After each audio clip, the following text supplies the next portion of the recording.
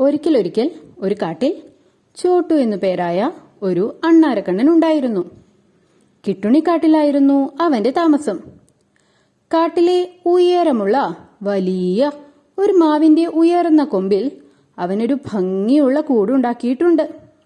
പൂക്കളും കാട്ടിൽ നിന്നും കിട്ടുന്ന പലതരം വർണ്ണങ്ങളിലുള്ള കല്ലുകളും മുത്തുകളും എല്ലാം വെച്ച് വളരെ ഭംഗിയോടെയാണ് അവൻ ആ കൂടുണ്ടാക്കിയിരിക്കുന്നത്.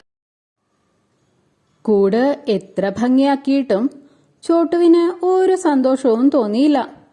കാട്ടിൽ ഭംഗിയുള്ള എന്ത് വസ്തു കണ്ടാലും അവൻ അതെല്ലാം കൊണ്ടുപോയി കൂട്ടിൽ വെക്കാൻ തുടങ്ങി. ഇതുകണ്ട് അവന്റെ മറ്റു സുഹൃത്തുക്കൾ അവനോട് പറയും, "എന്റെ ചോട്ടു, നിന്റെ കൂട് കാണാൻ നല്ല ഭംഗിയുണ്ട്. എത്ര സാധനങ്ങൾ വെച്ചാ നീ അത് ഭംഗിയാക്കിയിരിക്കുന്നത്. ഇനി നിർത്തിക്കൂടെ? ഇത്രയും സാധനങ്ങൾ കൂട്ടിൽ വെച്ചാൽ ഭാരം കാരണം അത് താഴെ വീഴും. ഭാരം മാത്രമല്ല പ്രശ്നം, നീ നിന്റെ കൂട് വെച്ചിരിക്കുന്നത് ആ വലിയ മരത്തിന്റെ ഉയർന്ന കൊമ്പിലല്ലേ? ഒരു കാറ്റടിച്ചാൽ മതി, എല്ലാം തകരും." പക്ഷേ ചോട്ടു ഇതൊന്നും കേൾക്കാറില്ല. എന്ത് കിട്ടിയാലും അത് ഭംഗിയുള്ള സാധനങ്ങളാകട്ടെ ഭക്ഷണമാവട്ടെ ആർക്കും കൊടുക്കാതെ അവൻ സ്വന്തമായി വെക്കും. ആരെങ്കിലും അവനെ ഉപദേശിക്കാൻ പോയാൽ ചോട്ടു ദേഷ്യത്തോടെ അവരോട് വഴക്കിടും. കിട്ടുണിക്കാട്ടിലെ എല്ലാ മൃഗങ്ങളും മാസത്തിൽ ഒരു തവണ ഏതെങ്കിലും മൃഗത്തിന്റെ വീട്ടിൽ ഒത്തുകൂടാറുണ്ടായിരുന്നു. വെറുതെ ഒത്തുകൂടുകയല്ല കേട്ടോ, എല്ലാവരും എന്തെങ്കിലും ഭക്ഷണങ്ങൾ കൊണ്ടുവരും. എന്നിട്ട് എല്ലാവരും കൂടി അത് പങ്കിട്ട് കഴിക്കും. ആട്ടവും പാട്ടുമായി ആ രാത്രി ആഘോഷത്തോടെ കൊണ്ടാടും. ആ മാസത്തെ ഒത്തുകൂടൽ മിട്ടുമാനിന്റെ വീട്ടിലായിരുന്നു. എല്ലാ മൃഗങ്ങളും പലതരം ഭക്ഷണ സാധനങ്ങളും കൊണ്ട് മിട്ടുമാനിന്റെ വീട്ടിലെത്തി.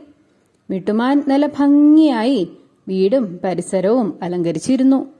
അവിടെ എത്തിയ എല്ലാവരും സന്തോഷത്തോടെ പരസ്പരം സംസാരിക്കുകയും തമാശകൾ പറയുകയുമായിരുന്നു. അപ്പോഴാണ് ചോട്ടു അവിടേക്ക് വന്നത്. കയ്യിൽ ആകെ ഒരു ആപ്പിളുമായാണ് അവന്റെ വരവ്. ചോട്ടുവിന് ഭക്ഷണമെന്നല്ല ഒന്നും ആരുമായും പങ്കുവെക്കുന്നത് ഇഷ്ടമല്ലല്ലോ. എന്നാൽ ഒത്തുകൂടലിന് വരാതിരിക്കാനും പറ്റില്ല. കാരണം അവന് മറ്റുള്ളവർ കൊണ്ടുവരുന്ന സ്വാദിഷ്ടമായ ഭക്ഷണങ്ങൾ എല്ലാം വേണം. ഒന്നും കൊണ്ടുപോയില്ലെങ്കിൽ മോശമല്ലേ? അങ്ങനെ കരുതിയാണ് ചോട്ടു ഒരാപ്പിളുമായി വന്നത്. എന്നിട്ട് ചോട്ടു എന്തു ചെയ്തെന്നോ?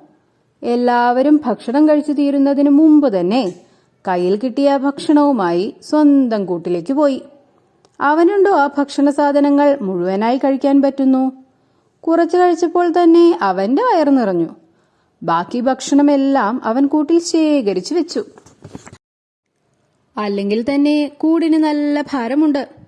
അതിലാണെങ്കിൽ ഇപ്പോൾ നിറയെ ഭക്ഷണ സാധനങ്ങളും. ചോട്ടുവിന് ഇരിക്കാൻ പോലും സ്ഥലമില്ലാതായി.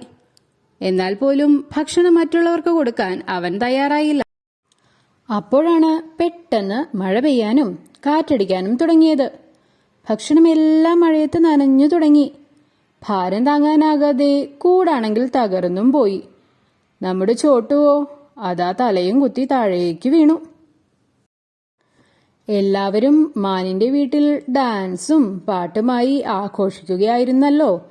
അത് കാരണം ചോട്ടു വീണ വിവരം ആരും അറിഞ്ഞില്ല. മഴയത്ത് നശിച്ചുപോയ ഭക്ഷണ സാധനങ്ങൾ കണ്ട് ചോട്ടുവിന് വിഷമമായി. തന്റെ ആർത്തിയും അത്യാഗ്രഹവുമാണ് എല്ലാത്തിനും കാരണമെന്ന് അവൻ കണ്ണീരോടെ മനസ്സിലാക്കി.